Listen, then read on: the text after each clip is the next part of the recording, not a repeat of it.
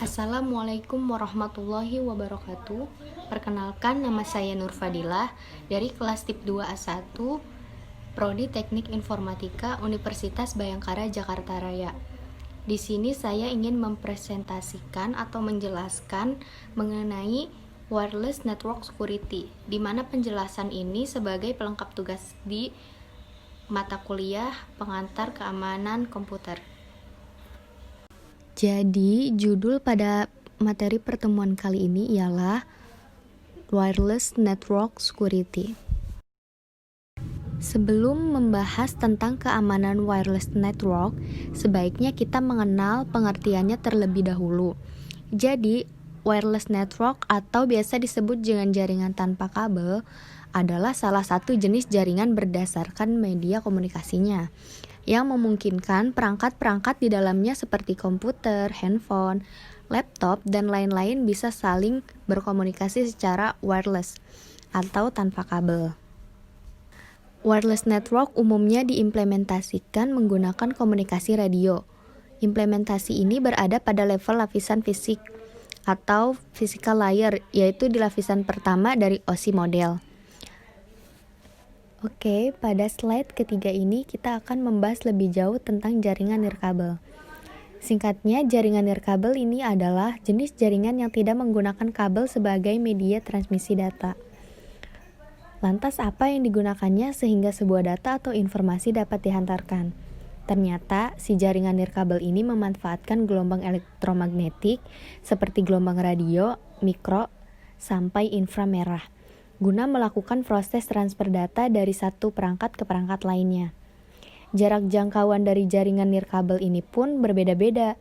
Ada yang hanya memiliki jangkauan dalam jarak dekat, dan ada pula yang memiliki jangkauan sangat luas. Contoh jaringan nirkabel yang biasa kita temui di kehidupan sehari-hari ialah Bluetooth dan Wi-Fi. Secara fungsi, jaringan nirkabel tidak jauh berbeda dengan jaringan kabel biasa. Dalam kata lain, jaringan nirkabel dapat dikatakan merupakan pengganti sekaligus pengembangan dari jaringan kabel yang berfungsi sebagai media penghubung atau transmitter.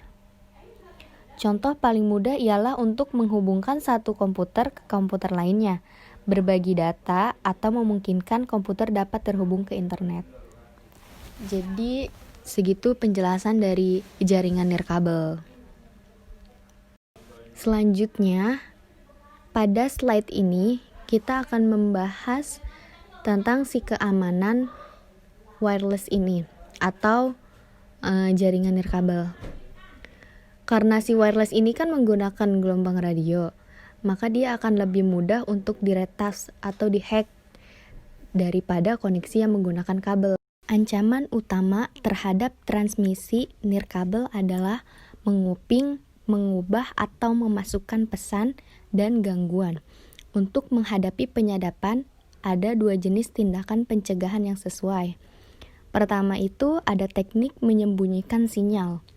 Organisasi dapat mengambil sejumlah langkah untuk membuatnya lebih sulit bagi penyerang untuk menemukan titik akses nirkabel mereka, termasuk mematikan penyiaran set pengidentifikasi layanan atau SSID yang disiarkan oleh titik akses nirkabel.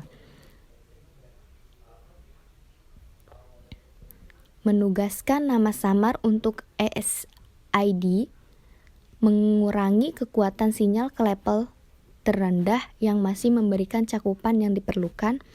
Beberapa teknik untuk keamanan jaringan nirkabel. Yang pertama, gunakan enkripsi. Yang kedua, gunakan perangkat lunak antivirus dan anti-spyware dan firewall. Fasilitas ini harus diaktifkan di semua titik akhir jaringan nirkabel. Yang ketiga, matikan siaran pengenal. Yang keempat, ubah pengenal pada router Anda dari default. Yang kelima, ubah kata sandi yang telah ditetapkan router Anda untuk administrasi.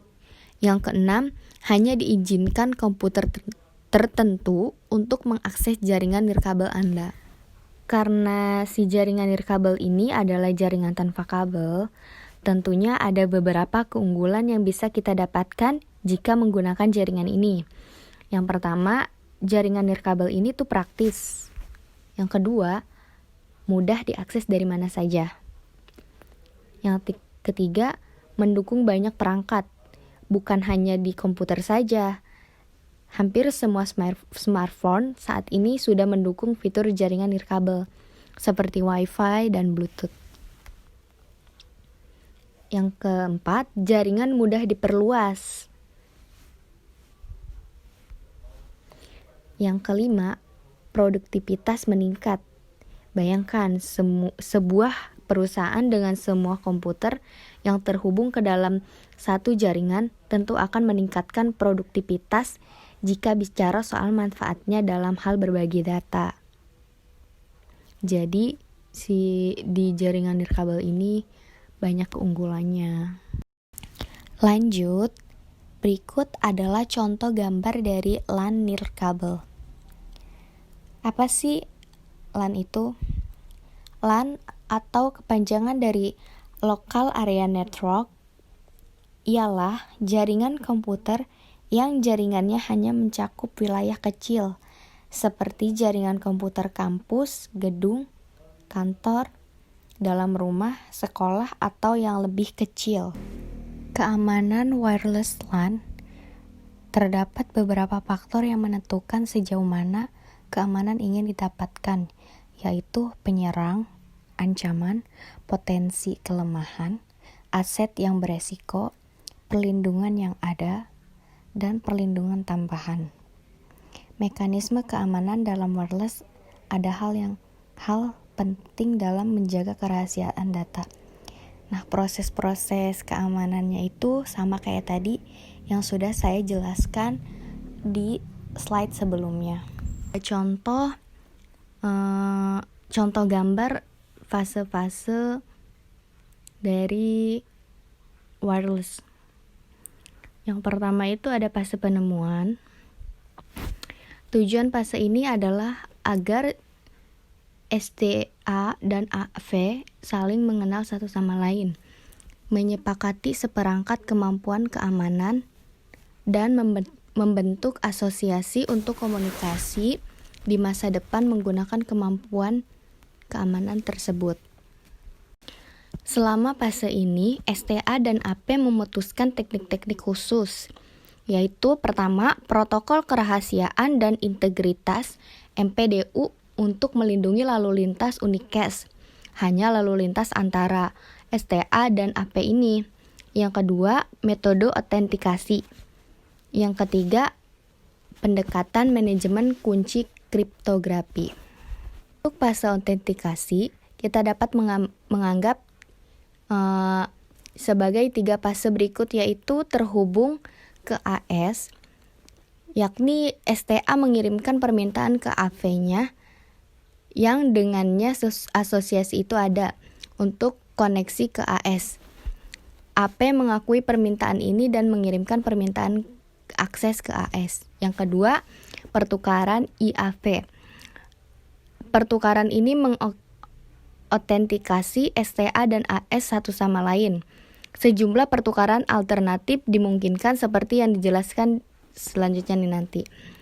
Yang ketiga, pengiriman kunci aman. Setelah autentikasi dibuat, AS menghasilkan kunci sesi master. Juga dikenal sebagai kunci autentikasi, otoritasi, dan akuntansi. Dan pengirimannya ke STA. Lanjut ada fase manajemen kunci.